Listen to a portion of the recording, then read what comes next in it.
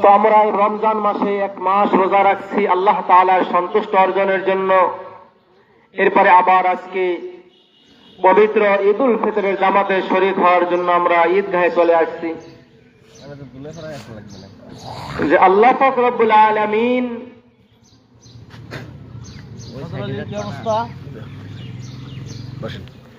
আল্লাহ পাক রব্বুল আলামিন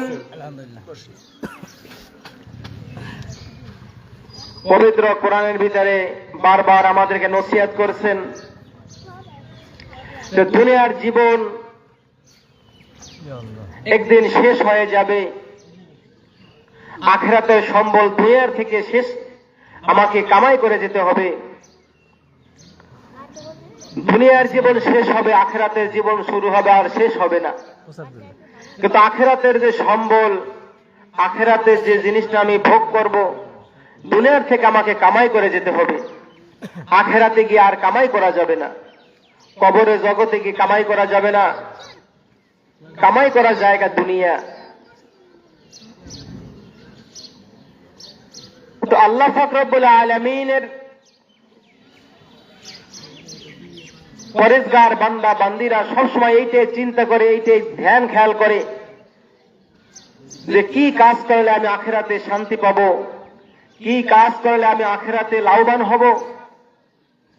দুনিয়াতে আমার লাভ হোক চাই না হোক, আখিরাতে আমার লাভবান হতেই হবে। এই চিন্তা, এই জ্ঞান খেয়াল করে তার আখিরাতের সম্বল জোগাড় করে যায়। আল্লাহ তাআলা বলেন, মুমিন বান্দা বান্দিরকে ডাক দিয়ে বলেন, ইয়া আইয়ুহাল্লাযীনা আমানুত্তাকুল্লাহ ওয়াল তানজুর নাফসুম মা কদ্দামাত লিগাদ ওয়াত্তাকুল্লাহ। আল্লাহ পাক রব্বুল আলামিন বলেন, হে আমার ঈমানদার বান্দা বান্দিরা, তোমরা কি করো? আমি আল্লাহ তাআলাকে ভয় করো। আমি আল্লাহ পাক রব্বুল আলামিনকে তোমরা ভয় করো, ভয় করার মতন ভয় করো। এবং আখিরাতের সম্বল কি তুমি জোগাড় করছো, আখিরাতের সম্বল তুমি কি জোগাড় করছো, এ ব্যাপারে একটু তুমি চিন্তা করো, একটু ধ্যান করো, একটু ভাবো তুমি আখিরাতের জন্য তুমি কি সামানা জোগাড় করছো। অন্ধকার কবর, যেখানে নাই কোনো সাথী, যেখানে নাই কোনো বাতি, তোমার কেউ সেখানে বাতির ব্যবস্থা করে দিবে না। অন্ধকার কবর, সেই অন্ধকার কবরকে তুমি কি আলোকিত করবে, সে কবরকে আলোকিত করার জন্য তুমি কি সামানা জোগাড় করছো, একটু তুমি চিন্তা করো, ধ্যান খেয়াল করো। এরপরে আখিরাতের ময়দান, হাসরের ময়দান, হাসরের ময়দানে তোমার যে হিসাব নিকাশ দিতে হবে, তুমি হিসাবটা দিয়ে যে পার হয়ে যাবে, হিসাবটা দিয়ে যে পার হয়ে যাবে, পার হওয়ার জন্য যে জিনিস জোগাড় করা দরকার তা কতটুকু তুমি জোগাড় করছো। 30,000 বছরের রাস্তা পুল সিরাত, মাথার চুলের থেকে চিকন, সব থেকে তেজস্বশীল ধারালো যে তরবারি, এর থেকে ধার। সেই পুল সিরাত পার হওয়ার জন্য তুমি কি সামানা জোগাড় করছো। হাসরের ময়দানে যখন কোনো ছায়া থাকবে না, সূর্য মাথার কাছে চলে আসবে, তখন হাসরের ময়দানে আরশের নিচে ছায়া পাওয়ার জন্য, আরশের নিচে স্থান পাওয়ার জন্য কি সামানা জোগাড় করছো তুমি একটু ধ্যান করো, একটু ভাবো, একটু চিন্তা করো, একটু চিন্তা করো। হাসরের ময়দানের ব্যাপারটা একটু তুমি ভাবো। আল্লাহ তাআলা আয়াতের ভিতরে একসাথে বলছেন যে ওয়াল তানজুর নাফসুম মা কদ্দামাত লিগাদ, তোমরা প্রত্যেকে ধ্যান করো, এটা গবেষণা করে একটু ভাবো আখিরাতের জন্য তুমি কি সামানা জোগাড় করছো। সম্মানিত এলাকাবাসী, আমরা এখনো যারা রাস্তাঘাটে আছি, এদিক সেদিক ঘোরাফেরা করছি বা বাড়িতে আছি, অতি দ্রুত ঈদগাহে চলে আসি। আর মাত্র 10 মিনিট সময় বাকি আছে, আর মাত্র 10 মিনিট সময় বাকি আছে। জামাত একটা হবে, দ্বিতীয় কোনো জামাতের ব্যবস্থা নাই। আমরা সকলে অতি দ্রুত ঈদগাহের দিকে চলে আসি। এখন সময় 7:50, এখন সময় 7:50। এখনো যাহারা আমরা রাস্তাঘাটে আছি বা বাড়িতে বসে আছি, অতি দ্রুত ঈদগাহে চলে আসি। 8টায় জামাত শুরু হবে, ঠিক 8টায় জামাত শুরু হবে। আমরা সকলেই দ্রুত ঈদগাহের দিকে চলে আসি। তো আল্লাহ পাক রব্বুল আলামিন আমাদেরকে বিবেক দিয়েছেন, জ্ঞান দিয়েছেন। আজকে আমরা দুনিয়ার বুক থেকে আখিরাতের সম্বল জোগাড় করতে চাই না। আজকে আমরা দুনিয়ার থেকে আখিরাতের সম্বল জোগাড় করতে চাইছি না, শুধু দুনিয়ার জন্য ব্যতিব্যস্ত। সকাল থেকে সন্ধ্যা পর্যন্ত শুধু দুনিয়ার কাজ নিয়ে ব্যস্ত, এটাই আমরা চিন্তা করি। আবার রাত্রে যখন ঘুমাই চিন্তা করি আগামী দিন উঠে দুনিয়ার কি কাজ করব, এইটা আমরা ভাবি, এইটা চিন্তা করি। কিন্তু আখিরাতের ব্যাপারে একটু ভাবার সময়ও আমাদের নাই, আখিরাতের ব্যাপারে একটু চিন্তা করার সময় আমরা ঘাটাই দিতে পারতেছি না। যদি এভাবে আমাদের জীবনটা চলে যায়, একদিন মৃত্যু চলে আসবে, আজরাইল আলাইহিস সালাম চলে আসবে, কিন্তু আমরা কেউ সচেতন হইতেছি না। আজকে মৃত্যুর বিভিন্ন প্রকারের চিঠি আমাদের কাছে আসতেছে, কিন্তু চিঠি পাওয়ার পরেও আমরা সচেতন হইতেছি না। হযরতে দাউদ আলাইহিস সালামের থেকে বর্ণিত, হযরতে দাউদ আলাইহিস সালাম হযরতে আজরাইল আলাইহিস সালামের সাথে কথা বলছেন, ভাই আজরাইল, আপনি তো মালাকুল মওত ফেরেশতাদের সর্দার, আল্লাহর হুকুমে যে ফেরেশতারা রূহ কবজ করে আপনি তাদের সর্দার। তো আমি আল্লাহর নবী আপনার কাছে একটা দাবি জানাই, আপনার কাছে একটা আবেদন জানাই। সেটা হলো, ভাই আজরাইল, আমার রূহ কবজ যখন করবেন, আমার যখন মৃত্যু চলে আসবে, মৃত্যু আসার আগে আপনি আমাকে একটু সতর্কবাণী দিয়েন, যাতে করে আমি মৃত্যুর জন্য তৈরি হতে পারি, প্রস্তুতি গ্রহণ করতে পারি। আমাকে একটু সংকেত দিয়ে সতর্কবাণী দিয়েন। এই কথাবার্তা হয়েছে। তো হঠাৎ করে একদিন আজরাইল ফেরেশতা এসে হাজির, আল্লাহর পক্ষ মালাকুল মওত ফেরেশতা এসে হাজির। মালাকুল মওত ফেরেশতা এসে উপস্থিত। আল্লাহর নবী দাউদ আলাইহিস সালাম বলতেছেন, আল্লাহর পক্ষ থেকে আপনার রূহ কবজ করার হুকুম হয়েছে, আপনার রূহ আমরা কবজ করে নিয়ে যাব। তখন আল্লাহর নবী, আল্লাহর পয়গম্বর হযরতে দাউদ আলাইহিস সালাম একটু রাগান্বিত হয়েছেন যে, ভাই আজরাইল, আমার সাথে আর আপনার সাথে একটা কথা ছিল, ওয়াদা ছিল, আমার রূহ কবজ করার আগে আপনি কি করবেন আমাকে একটু সংকেত দিবেন, আমাকে সতর্কবাণী দিবেন। কই, সে সতর্কবাণী তো দেন নাই, সংকেত তো দেন নাই। তখন আল্লাহর ফেরেশতা আজরাইল আলাইহিস সালাম বলতেছেন, হে আল্লাহর নবী, হে আল্লাহর পয়গম্বর, আপনাকে কয়েকবার সতর্কবাণী দেওয়া হয়েছে, আপনাকে চিঠি দেওয়া হয়েছে, কিন্তু আপনি এটাকে সেভাবে বুঝতে পারেন নাই। এক নম্বরে বলতেছেন যে, হে আল্লাহর নবী, আপনার সাথে যখন আমার কথাবার্তা হয়েছিল তখন আপনার মাথার চুল ছিল কালো। তো আপনার যেদিন একটা চুল সাদা হয়েছে, ওই একটা চিঠি আপনাকে দিয়েছি আমি, যে আপনার চুল সাদা হয়েছে মানে আপনার মৃত্যু চিঠি দিয়ে গেলাম, আপনি তৈরি হয়ে যান। এবারে আর একটা চুল যখন সাদা হয়েছে, আর একটা চিঠি আপনাকে দেওয়া হয়েছে, ওই চুল সাদা মানে আপনাকে একটা চিঠি দেওয়া হয়েছে, আপনি তৈরি হয়ে যান। এরকম ভাবে কয়েকটা চিঠি দেওয়া হয়েছে। আপনার সাথে যখন কথাবার্তা ছিল তখন আপনার শরীরের চামড়া ছিল টাইট, দেখুন আপনার শরীরের চামড়া ঢিল। তার কারণ এটা একটা চিঠি দেওয়া হয়েছে যে আপনি মৃত্যুর জন্য তৈরি হয়ে যান।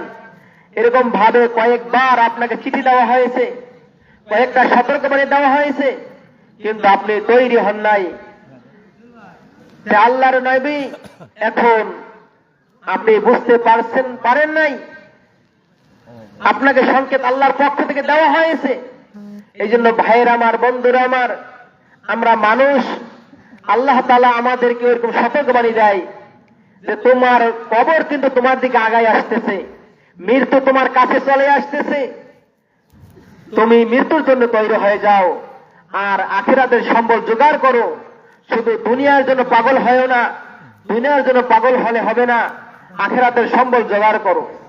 ভাইয়ের আমার, এখনো যারা আমরা রাস্তায় আছি, এদিক সেদিক আছি, অতি দ্রুত ঈদগাহে চলে আসি, অতি দ্রুত ঈদগাহে চলে আসি। আর মাত্র 5 মিনিট সময় বাকি আছে, আর মাত্র 5 মিনিট সময় বাকি আছে। আমরা যারা এখন এদিক সেদিক ঘোরাফেরা করছি, সকলে আমরা অতি তাড়াতাড়ি ঈদগাহে চলে আসি। সকলে আমরা অতি তাড়াতাড়ি ঈদগাহে চলে আসি। হুজুর 10 মিনিট সময় বাড়াই দেন, 10 মিনিট সময় বাড়াই দেন। দেখা যাবে। হ্যাঁ, আলোচনা করতে থাক, আলোচনা করতে থাক।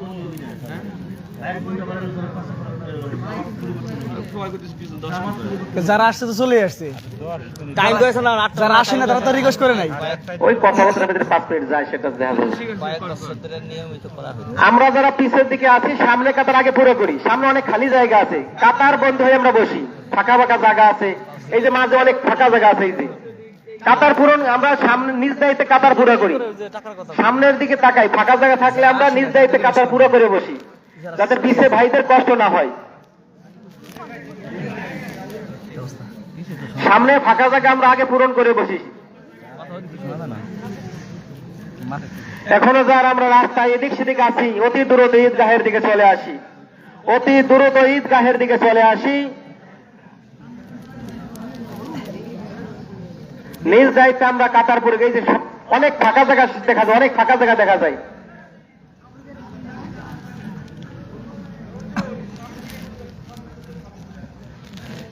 আমরা নিজ দায়িত্বে আমরা সামনে থেকে আগা পুরো করি, সামনে চলে আসি আমরা।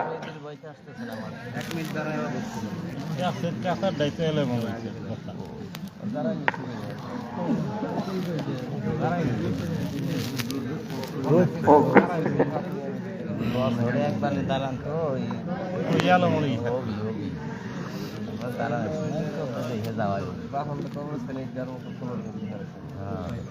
দাগ কাটা আছে।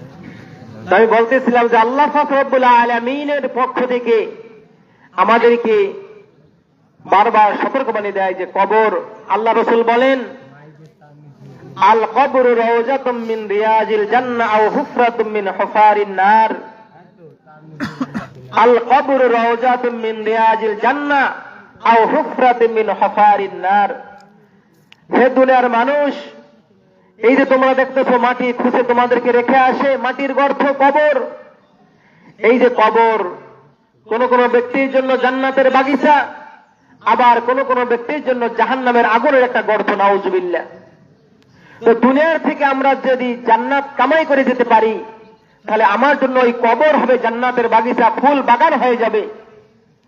আমি যদি ভালো কাজ করে যাইতে পারি, আল্লাহ তাআলাকে রাজি খুশি করে যাইতে পারি, আল্লাহ রসুলকে রাজি খুশি করে আল্লাহ এবং আল্লাহ রসুলকে আমার সঙ্গের সাথী বানাই নিতে পারি, তাহলে কবর হবে আমার জন্য জান্নাতের বাগিচা। আর যদি আমি ভালো কাজ করে না যাই, গুনার কাজ আমার সঙ্গে নিয়ে যাই, ওই গুনাহ আমার জন্য হবে ভয়ানক, আমার জন্য হবে শাস্তির জায়গা, আমার জন্য হবে বিভিন্ন প্রকারের কষ্টের জায়গা। এই জন্য আল্লাহ পাক রব্বুল আলামিন আমাদেরকে হায়াত দিয়েছেন। এই যে দুনিয়ার হায়াত, দুনিয়ার জিন্দেগি, এই দুনিয়া থেকে আমাকে আখিরাতের সম্বল জোগাড় করে যেতে হবে। দুনিয়ার থেকে আমাকে আখিরাতের সম্বল জোগাড় করে যেতে হবে। সেটা কি আখিরাতের সম্বল? আমাকে ভালো কাজ করতে হবে। ভালো কাজ করব কি, কোনটা ভালো কাজ, এটা বিবেক আল্লাহ তাআলা দিয়েছেন, যে কোনটা অন্যায়, কোনটা ন্যায়, কোনটা মন্দ, কোনটা ভালো, এটা আমরা সবাই বুঝি, সবাই আমরা বুঝি। এরপরে যদি আমি সেই খারাপ কাজ করি, তাহলে আমি ক্ষতিগ্রস্ত হয়ে যাব। ভালো কাজ করি, তাহলে আমি লাভবান হয়ে যাব। সম্মানিত এলাকাবাসী, এখনো যারা আমরা রাস্তায় আছি, অতি দ্রুত মাঠে চলে আসি। পথে যারা আছি, অতি দ্রুত মাঠে চলে আসি। জামাতের সময় হয়ে গেছে, আমরা অতি দ্রুত মাঠে চলে আসি। আমরা অতি দ্রুত মাঠে চলে আসি। জামাত একটাই হবে, দ্বিতীয় জামাতের কোনো ব্যবস্থা নাই। একটা জামাত হবে, আমরা অতি দ্রুত ঈদগাহে চলে আসি। আখিরাতের সম্বল জোগাড় করব আমি। আল্লাহ পাক রব্বুল আলামিন যে সম্পদ দিয়েছেন আমাকে, এই সম্পদ আল্লাহর রাস্তায় আমাকে ব্যয় করা, আল্লাহর রাস্তায় দান করা, এটা আমার আখিরাতের জন্য আমি পাঠাই যাব দুনিয়ার থেকে। এটা আমি আখিরাতে গিয়ে পাবো। যে জান্নাতের ভিতরে বান্দা বান্দি গিয়ে এটা পাবে, আখিরাতে পাবে। আজকে যদি আমি দুনিয়ার থেকে আমি আখিরাতের জন্য আমি কিছু দান করে যাই, এটাকে আল্লাহ পাক রব্বুল আলামিন লালন পালন করে আরো অনেক বড় করে তুলবে, কিয়ামতের ময়দানে অনেক বড় দেখা যাবে। আজকে যদি আমি আখিরাতের জন্য আমি কিছু অর্থ সম্পদ ব্যয় করে যাই, আমার সামর্থ্য অনুযায়ী ব্যয় করলাম, যে আপনাদের এই বাজারের মসজিদ, এই যে বাজারের মসজিদ আপনাদের প্রচেষ্টায় এতদূর আগাইছে, এখনো অনেক কাজ বাকি, তো এই বাকি কাজ তো আমাদেরই কাজ শেষ আমাদের করতে হবে। কারণ আল্লাহ রাসূল বলেন, মান বানা লিল্লাহি মাসজিদান বানাল্লাহু লাহু বাইতান ফিল জান্নাহ। আল্লাহ রাসূল বলেন যে ব্যক্তি আল্লাহ পাক রব্বুল আলামিনকে সন্তুষ্ট করার জন্য, আল্লাহ তাআলাকে পাওয়ার জন্য, আল্লাহ তাআলাকে ভালোবাসে মসজিদে কিছু সহযোগিতা করলো, মসজিদ ঘর নির্মাণ করে গেল, আল্লাহর রাসূল বলেন ওই ব্যক্তির জন্য আল্লাহ তাআলা কি করবেন? জান্নাতের ভেতর একটা স্বর্ণের হীরার মণিমুক্তা দিয়ে, এই জাতীয় ইট দিয়ে একটা বালাখানা তৈরি করে দেয়। বলেন সুবহানাল্লাহ। আমি দুনিয়ার বুকে দেখা যায় আমি মসজিদ বানাই দিয়েছি কি দিয়ে? মাটির ইট। দেখা যায় আমি 10 খান ইটের টাকা দিলাম, বা আমি 1 বস্তা সিমেন্ট দিলাম, যাটাই দিলাম, এর বিনিময়ে আল্লাহ তাআলা কি করবে? জান্নাতের ভিতরে আমাকে হীরা মণিমুক্তার ইটের দ্বারা নির্মিত একটা বালাখানা দান করবেন। কোথায় দিবে আমাকে? জান্নাতের ভিতরে দিবে। তাহলে বোঝা যায় যে জান্নাত আল্লাহ তাআলা আমাকে দিবেন এই মসজিদের, বা যে আমি দান করলাম এই দানের বিনিময়। এবং কিয়ামতের ময়দানে এই মসজিদের উসিলায় একটা বাঁচার উপায় হবে, সেটা হলো এই মসজিদ সুপারিশকারী হবে। মসজিদ কি হবে? সুপারিশকারী হবে বান্দার জন্য, বান্দির জন্য। যারা দুনিয়ার থেকে দান করে দেবে, মসজিদের সেবা যত্ন করবে, মসজিদের খেদমত করে যাবে, এদের জন্য এই মসজিদ সুপারিশকারী হবে, যে বলবে, হে আল্লাহ, এই মসজিদ তোমার ঘর, আমি তোমার কাছে সুপারিশ করতেছি। যারা দুনিয়ায় থাকাকালীন আমি মসজিদের সেবা যত্ন করছে, খেদমত করছে, অর্থ দিয়ে, সময় দিয়ে, শ্রম দিয়ে আমি মসজিদের রক্ষণাবেক্ষণ করছে, আমি মসজিদের খেদমত করছে, তাদেরকে তুমি জান্নাতের ফয়সালা করো। তখন এই মসজিদের সুপারিশ আল্লাহ তাআলা কবুল করে নেবেন। এই জন্য মসজিদে আমাদের কি করতে হবে? দান করতে হবে। আমাদের মসজিদে আমাদেরই করতে হবে। এরপর এর বিনিময়ে কি পাবো? আমি আখিরাতে একটা মুক্তির একটা উপায় পেয়ে যাবো, মুক্তির একটা পথ হবে আমার জন্য। সম্মানিত এলাকাবাসী, জামাতের সময় হয়ে গেছে। এখনো যারা আমরা পথে আছি, এদিক সেদিক ঘোরাফেরা করছি, অতি দ্রুত আমরা